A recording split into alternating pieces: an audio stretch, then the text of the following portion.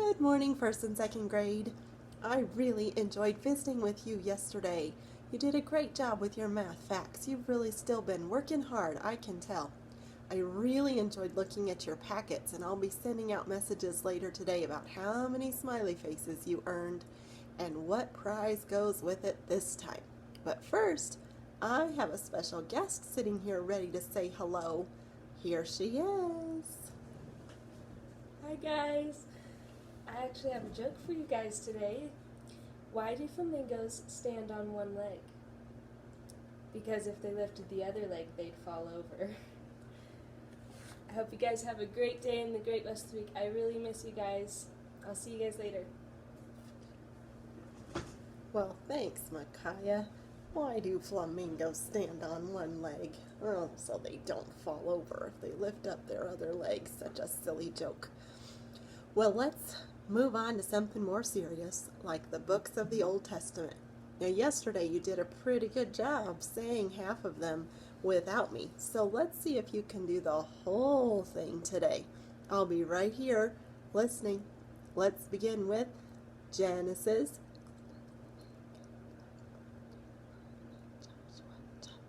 Ruth.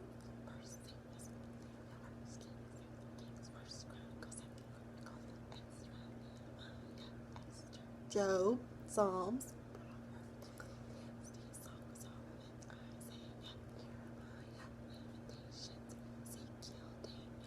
Hosea,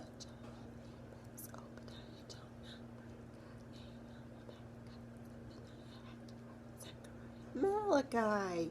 Did you do it? Did you get them all without much of my help? I tried not to help too much, but every once in a while it just slipped out.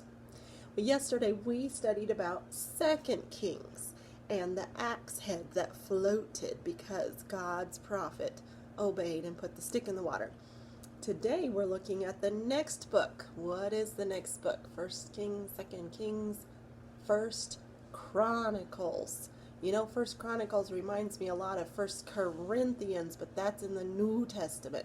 So in the Old Testament is 1 Chronicles.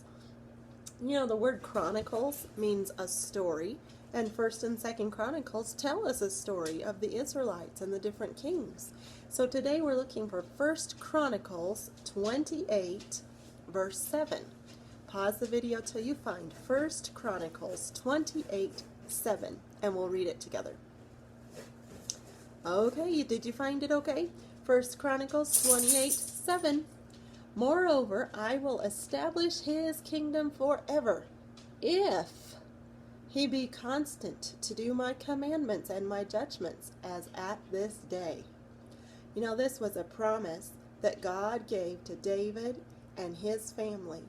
David got to be king because King Saul disobeyed, and God said, that's it. You disobeyed, I will not let the kingdom stay in your family. And then David became the next king. And God promised to keep the kingdom in David's family. Did you hear it? If David and his sons who took over the kingdom after him would obey God's commandments. And you know, for a long time they did.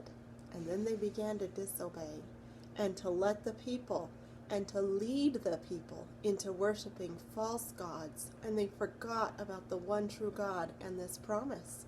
And God had to take the kingdom away from them for a while.